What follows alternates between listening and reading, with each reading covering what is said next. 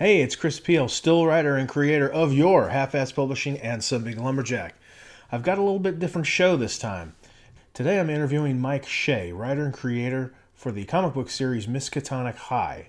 Now they've just wrapped up their Kickstarter campaign, so hey, hang tight, because here we go.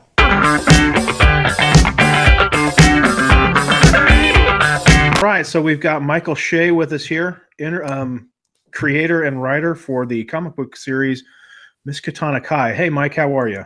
I'm good. How are you, Chris? I'm doing great. So let's get right to it here. Tell us a little bit about the comic book. Sure, absolutely. So the comic book is called Miskatonic High, and it's basically a mashup of H.P. Lovecraft and a John Hughes style teenage coming of age story, if you will. We basically wanted to take the idea of a group of kids from different walks of life, put them together, and while they're dealing with the struggles of a normal high school, they're also dealing with monsters who want to eat them. That was one of the things I was wondering about, because initially I was like, why high school? But I guess it's pretty fitting, especially for everything you're going through in high school. Well, and exactly, yeah. I was talking to somebody, and they were telling me, with Lovecraft, what you're really dealing with is the idea of a universe that just doesn't care about humanity or an individual person or anybody. You're nothing to the universe in the Lovecraft universe. And, it all ends up with madness and thoughts of death. And I thought, yeah, that sounds like high school. Yeah. And, my collaborator, the co-creator on this would be is a guy named Ryan Mendoza. He's the artist on it. And we've worked together a while, and we were trying to come up with an idea for a series, and we were kicking things back and forth, superheroes, not superheroes, a horror comic, not a horror comic, Sure. something like that. And really what he likes is he really likes horror. He really likes the Lovecraft style of horror, which has become very in fashion now, right? Right. And what I really wanted to deal with as a writer is a bunch of misfits. You put them together, they come together in weird shapes, odd combinations, and they start bouncing off each other. And that's where drama happens, and that's where comedy happens, and that's where interesting things happen. And so we wanted to come up with a very simple concept that would work for that. And he suggested basically a high school in hell, and from there we quickly went to Miskatonic High. And as I was going through and reading it, I just couldn't help but think to myself, like, this would be an awesome TV show. And and I know there's things like that out there, and like that Sabrina the Teenage Witch thing that's on Netflix now. But I definitely saw more of Ash versus Evil Dead. I don't know if you saw that show. Oh yeah, yeah, that was a really great show. And because this H.P. Lovecraft like mythos is so spread far and wide. I mean, it's definitely gotten more popular here. What you'd say probably like the last 10 years. Yeah, it's exactly. Really taken off into the mainstream. Yeah. And there's so much you could point to in it that I love that kind of stuff. Little nods to things here and there, pop culture references and things like that. I love that kind of stuff. Oh yeah, well, that's the idea that we sort of talked about from the very early on. Was we didn't want to be too serious. There's enough serious stuff in the world right now that the last thing we wanted to do was do more of it in a comic book. We really wanted to do something fun, and we were coming off of a project where we were working with teenage superheroes, and they were very sort of 90s ironic, that sort of thing. And we had so much fun doing it. It's sort of that mentality quickly translated over to this. And so, yeah, you get a lot of those little inside jokes here and there. You get the comment on the action of what's going on, and it opens itself up for a lot of humor while not detracting from, the scary stuff that's happening. Right. Yeah. It's definitely, I'd say subtle, it's not like, I've seen some things where it's like they're being funny to try to be funny, as opposed to being witty and a little bit more subtle. I mean, the first page had me laughing out loud, and I was checking the covers, like, wait a minute, what? Did I miss something? Yes. So that was pretty awesome. Yeah, and you're right there. I mean, a lot of comics now, if they're going to be funny, they venture so far into parody, where they're just name checking or they're making fun of it, and you don't really take it seriously. And we didn't want to go that far. We liked our characters. We wanted to deal with our characters as real people. High school was high school is a pretty awful place, and we wanted kids that were going through that, and that would be interesting drama that would compel you. If you don't have good characters, you don't tend to stick around. So we really wanted to keep a semblance of that, but also have some humor, because that's the way you get through this stuff, is with humor. Right. And being able to connect with the characters and really, feel and care about the characters. You're absolutely right. Mm-hmm. So one of the questions I had was, is this gonna be an ongoing series? Is it a mini? What are kind of your plans with this? Oh yeah, we're ongoing with it. So all the guides tell you when you're doing a Kickstarter comic is don't do an ongoing comic, and so we decided to completely ignore that and do an ongoing comic. But what we're doing is, I've seen this in other comics and I really like it, is breaking it up into seasons or arcs. So you do a 4 or 5 issue arc here, you do a 6 issue season there, to really give the reader a feeling of, okay, I'm getting a beginning, I'm getting a middle, I'm getting an ending. Right. But then coming back, because we like our characters, we like our world so much. Sure. Awesome. So you mentioned Ryan Mendoza earlier. How did you guys connect?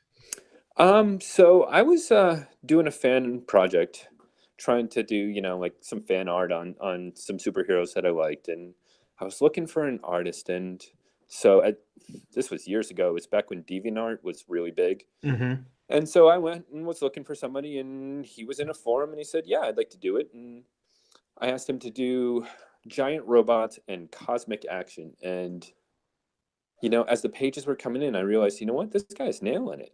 Nice. He can do big, but he can also do character interactions that are really small. He's great.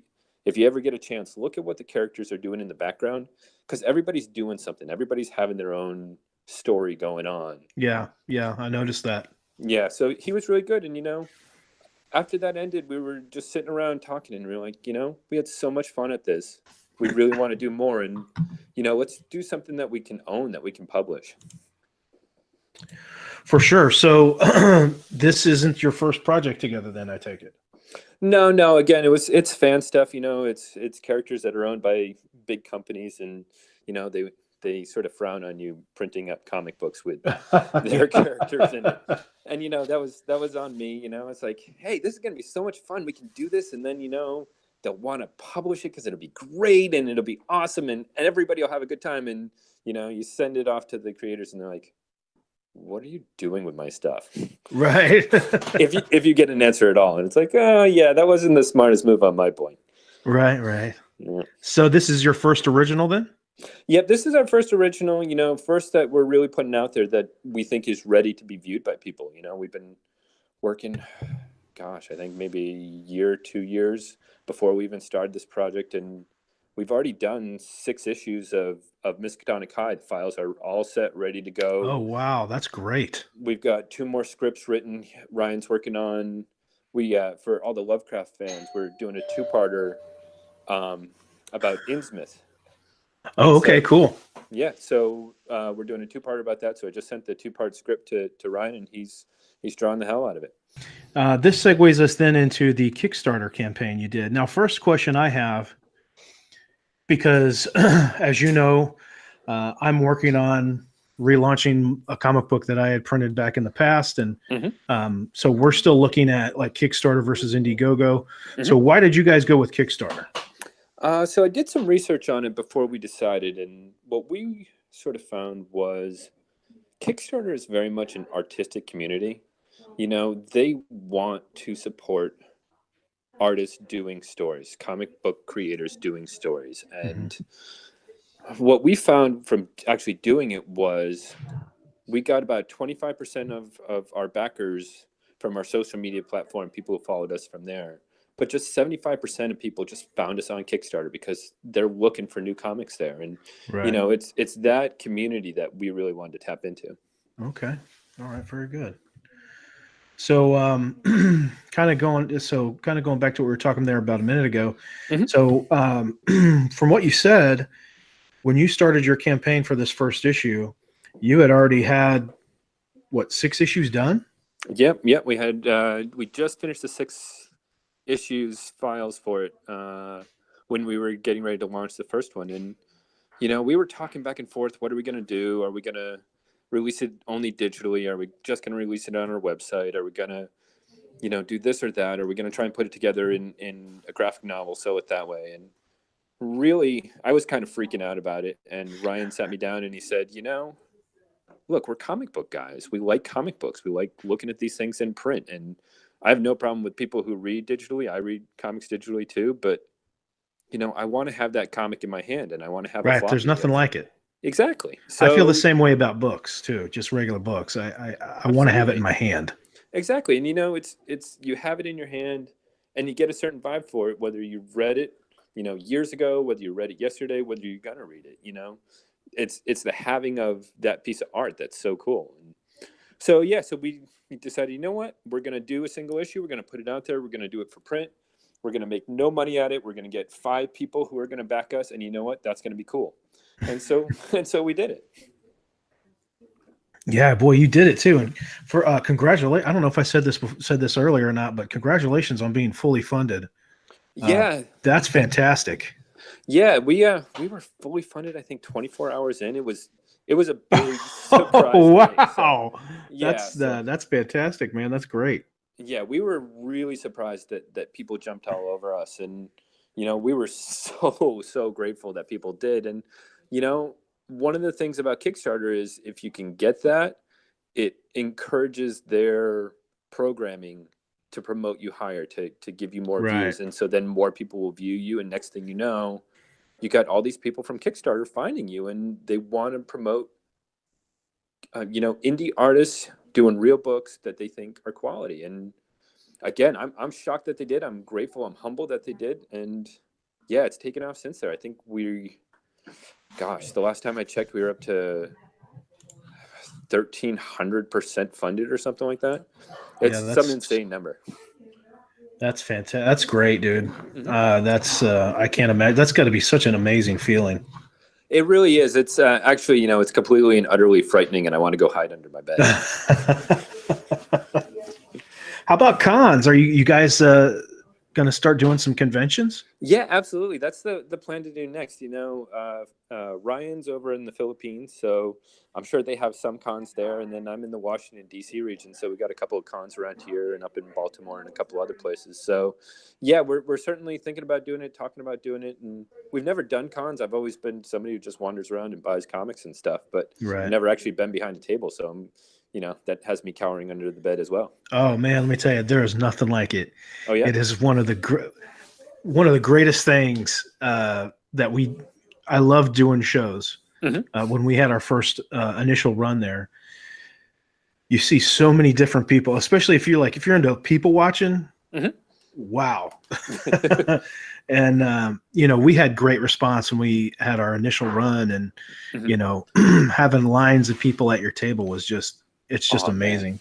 I can't imagine. Did you find a lot of people were open to new comics that way? Oh yeah, but here's what I noticed. Excuse me, sorry about that. No worries. Here's what I noticed. Mm-hmm. Because I'm in Dallas, and I was in Dallas when we did this. I'm actually from Maryland. Oh, okay. Yeah, so when we released our first issue, and we did our very first con, what I noticed, that Dallas has a huge indie comic book scene. Oh, does it? That's cool. Oh, it's enormous. And the thing I noticed is most of these guys, when they're at their table, they're just like doodling on a sketch pad or something. Someone will come up in front of their table looking at their stuff. They'll look up, say hello. If you have a question, just let me know, and they'll go back to doodling. Yep. I'm telling you, I mean, as soon as somebody broke that little imaginary border into our table, we because it was me and my buddy who used to do the comic book with me back when we did it originally. We would say, "Hey, have you heard of Half-Ass Publishing? No. Have you heard of Some Big Lumberjack? No. What are you going to now?" And we'd go into this. We had this whole spiel, this whole like delivery laid out, and that's what made us have such success for the size that we were. I mean, we never had huge print runs or anything. I mean, the biggest print run we did was like 2,000 copies. Oh, nice.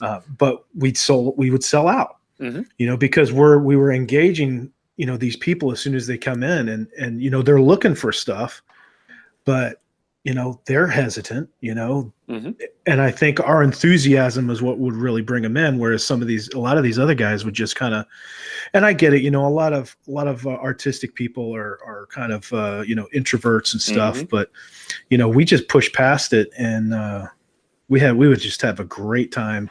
I mean, we got invited to, like, we were doing the Wizard World shows and we got invited to the after parties and stuff like that. And, I mean, we weren't like super celebrities or anything, obviously, but it was so much fun. So I can't wait to hear what your con experiences are like. You should do you should do a video on that. Yeah, there we go. That would be awesome. But it's funny that you mentioned that because, like, I find that artistic mentality, that introvert mentality, sort of translates over to, you know, the people on doing comics online now. You know, you see it. It's like you can see certain Kickstarters or certain online comics or digital comics or whatever, and the artists don't really want to promote themselves. You know, they want to put it out there. They want somebody to find it. They want somebody to read it. They want somebody to say nice things about it.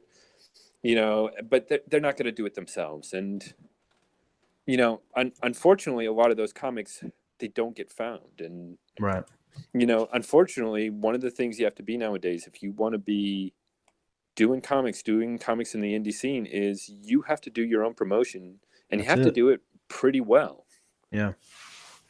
Yeah. I'm new to all this. I mean, I really think that crowdfunding in general, whether it be Kickstarter or Indiegogo or what have you, I really see this as the future of comics, because there's so many comic book stores closing shop, and you know, there's all kinds of rumors that Marvel's going to stop making comics, and you know, this really looks like the future. And you know, what just a perfect time to get back into it, or to start your first comic book. It just seems like it's a really great time for that. Well, absolutely. And the other great thing about it is it's scalable. So if you're like, I have a friend who does this experimental surreal comic, and you know, you can do that and you can get it out there and you can get enough viewers and backers to make that thing successful. And you can also do, you know, a broad mainstream superhero comic and get tons of backers and make that successful, that it really can work for the whole broad spectrum of what makes comics. And that's part of what's really exciting to me. Yeah, absolutely. And you know, there's an audience out there for just about everything. Exactly. And you know, back when we released our first issue in 2003, you know, the only thing we relied on was just going to the comic book conventions. You know, thankfully Dallas has one like every 3 months. And you know, we would sell to the local comic book stores, but you know, you'd sell it half off cover, and that's why the comic book shows were kind of our bread and butter. And it fueled the next one. But it was work. But now it seems like the opportunity to attract more people, to get exposure to more people is easier, but it's hard. It's hard work. Well, well, the thing that I saw, and I think it's real, is what they tell you when you're going to do a Kickstarter is plan for it to almost be like another full-time job for that 30 days or whatever that you're going to do it. And it's not quite that bad, but I got to admit that you certainly find yourself doing it. You know, when we were getting ready to do ours, we waited a month from once we decided to do it. We built up our social media network, created our accounts, really just, you know, put art out there, started liking and following other people and getting them to like and follow us. And so when we launched, we had a pretty good social media network. And, you know, since then, just every day you do a post, you find 30 minutes every day, you put out a post, you put it out on Instagram, you put it out on Facebook, you put it out on Twitter, wherever your network is that you're reaching out to people, that's where you do it. And you got to do it every day until you drive yourself utterly bonkers. Yeah, right. That's one of the things that I've been struggling with here lately. It's just, Mm-hmm. work has gotten crazy. I've got my 4-year-old just tested positive for the flu, Oh, and I geez. have not been posting Mm-hmm. regularly. It's a And hard thing to do. It's hard to find that time. You think, oh, how hard could it be to do social media? And then you got to actually think about what you're going to post. You got to create the artwork for it. You got to do the message on it. And then you got to put it up. And then you got to do the links. And then you got to, say thank you to everybody who talks to you, and, really start reaching out to other people and getting cross promotion going. And I'm not kidding. It is like another job. But I was talking to somebody else who was doing a comic and trying to convince them to do Kickstarter. And, I think I can say this to almost any comic book creator, is just think about how much you want this. Think about how much you want to do this more than anything. right. And then find 30 minutes a day to do it. And hold on to that when it's really hard, because that's what's going to get you through it. Because if you don't do it, the comic probably won't take off. Right, right. That's good. That's good advice. Yeah, so when I first started finding out about crowdfunding Mm-hmm. and about how, what really surprised me was how successful comic books are, how kind of a lot of crowdfunding in general, crowdfunded projects are, I think it's like 51%. Yeah, it might Or not be somewhere that around high, there. but it's pretty high. But I think, like, I was reading something that comic books are the number 2 most likely to be funded on Kickstarter. It's Mhm. like of their topics, it's the number 2, and I forget whether games were number 1 or something like that. But yeah, I mean, well, Kickstarter wants to be a real creator community. They've tended to get away from, like, the inventors, not as many business owners trying to do it that way. And they've Sure. really gone to the creative types, people making films, people making comic books, people writing, people doing art. And it's become a real creative community for that they really respond to good stuff when it's put out there, that they really want to do quality art, whether it's Right. comics or whatever. Yeah. Let's go into your campaign itself. Okay. Give us some best practices. Like, what were some of the best practices? What were some of your challenges? I mean, you mentioned, the 30 minutes a day. Hmm. Were there any other kind of challenges that popped up? Oh yeah, we we had a ton of them. This was our first Kickstarter, so I had backed a Kickstarter before this, so I sort of had a vague idea of how it worked, but it's totally different on the other side. Unfortunately, Ryan was guiding me on that, because he's done quite a number of Kickstarters again in backing them. Oh, okay. And so there's a whole process to it. It's, like I said, you gotta create your social media networks. You gotta create your accounts. You really gotta get it out there. You gotta do 30 minutes a day of making sure that you're getting your message out there and staying in people's space. Hmm. Um, one of the problems that we had was we really didn't plan for our success. We thought, I'm serious when I said this. I thought we were going to have like 15 people buying comics. Half of them were going to be digital only, and I was going to send them a PDF. And then it took off. We reached our goal. The first day. We decided, okay, let's do a stretch goal, and did some behind the scenes stuff, and we were going to add a couple of pages to the comics, and they blew through that in like a day. And Wow. we really weren't planning to really stretch out this thing for a long time. And you know it took us a while to figure that part out, and so we were planning stretch goals as we were going, like, yeah, let's do trading cards. That sounds like fun.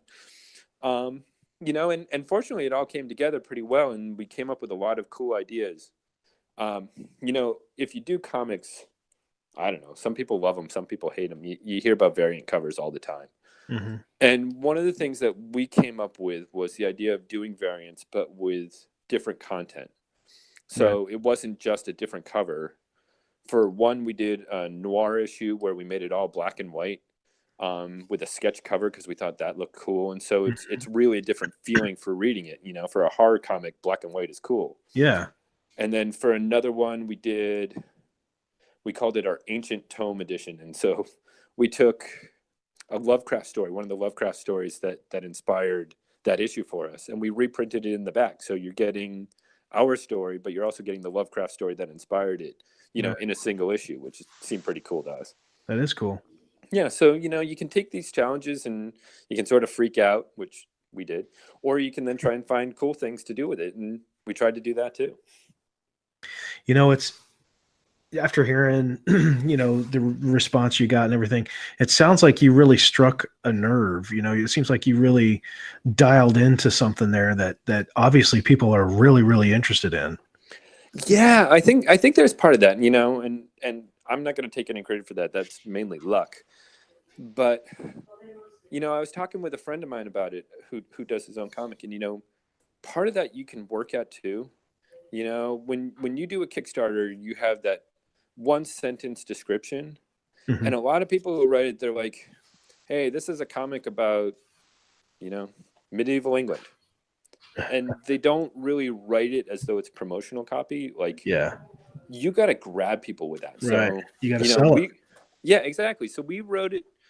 I must have gone through like 10, 11 different drafts before we came up with the one we really liked. And, you know, so what we said was, you know, 5 teens are facing H.P. Lovecraft's monsters at their small town high school, and they just can't decide which one is worse.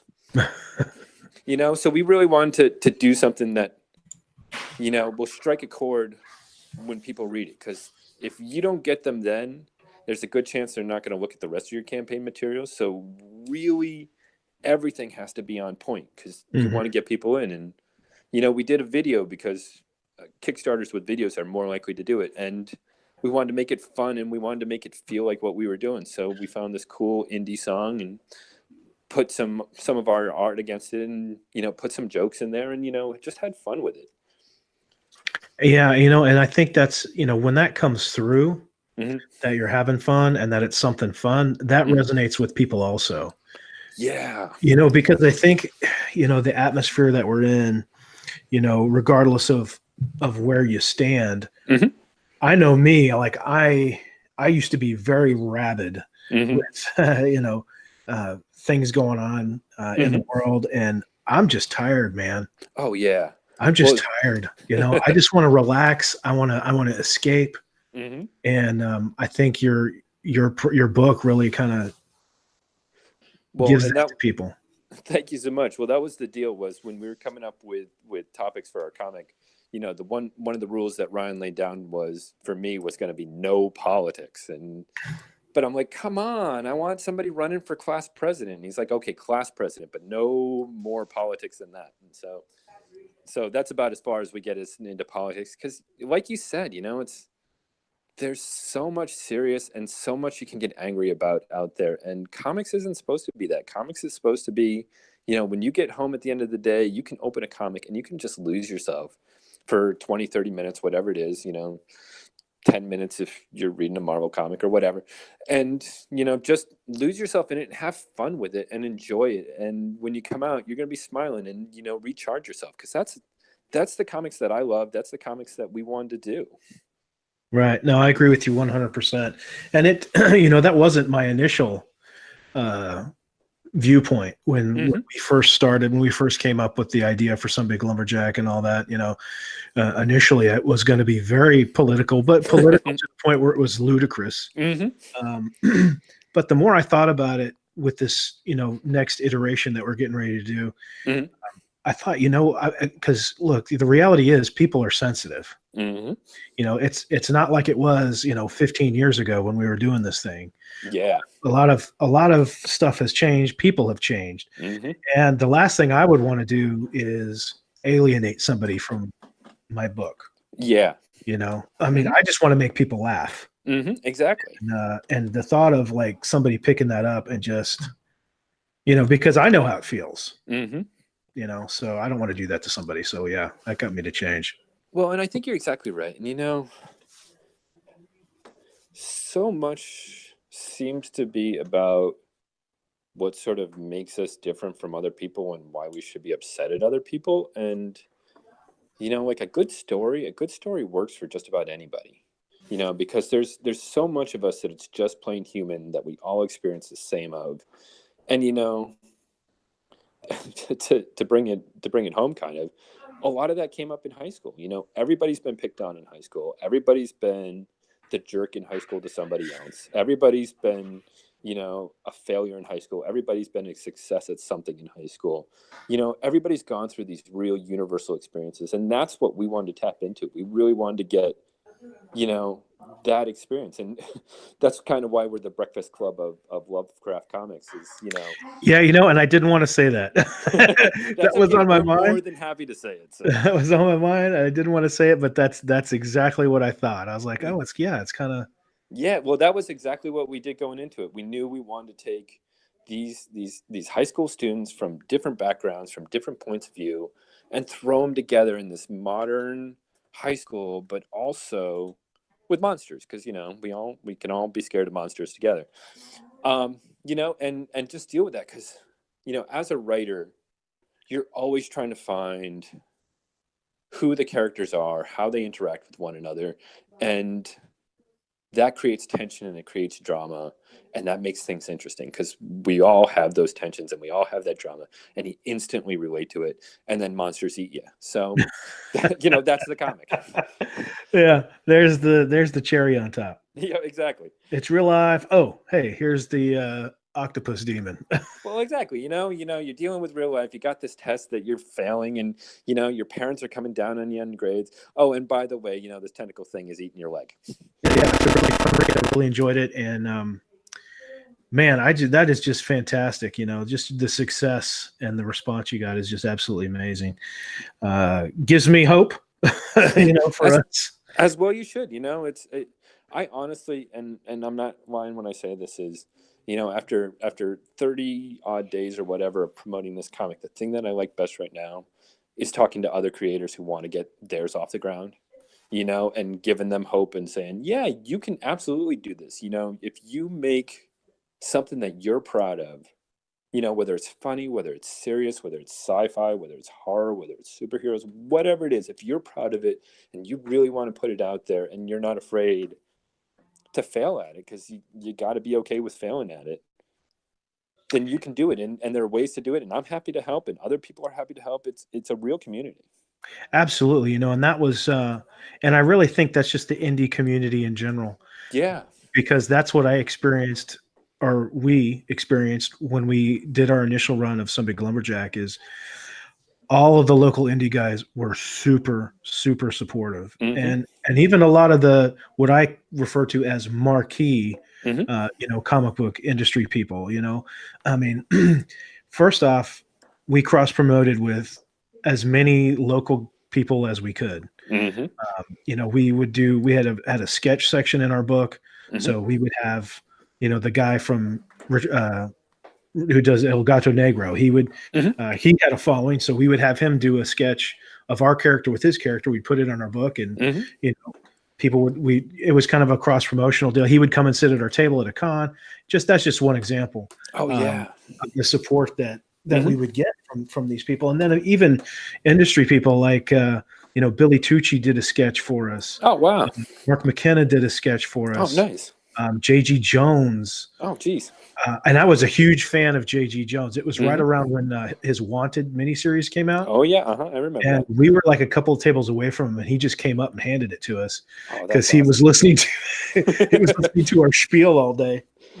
Well, it's funny, because as a fan, you think, oh man, there must be all this competition between these creators, and this book is better than that book, and that book sucks, and whatever. And you get on the other side of it, and you realize, hey, wait a minute, my book isn't going to sink or swim based upon anybody else's. Right. If my book is going to sink or swim, based upon me and what I can do, and absolutely, I'm going to get more people if there is a bigger community out there supporting indie comics. And I want to do that. And I want other comics to be great, because if there's a lot of great comics out, all you're going to do is attract attention for everybody.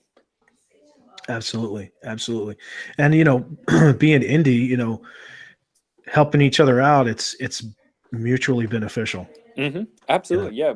We just, it works the same way on Kickstarter. So we have a little spotlight section at the end of our update. So you do an update every, however often during the campaign, and you send out these emails and they say, hey, we're doing, here's where we are, here's our stretch goals, whatever it is that you're talking about.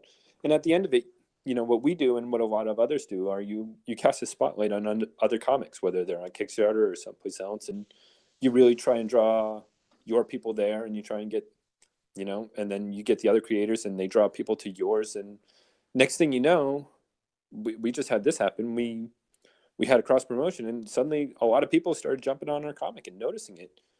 Oh, that's so awesome. Yeah, that really is one way that you can really make it successful. All right. Well, Mike, thanks for joining us today. Really Chris. appreciate you coming on the show. Yeah. I look forward to seeing more of Miskatonic High. And so what's the skinny on issue 2?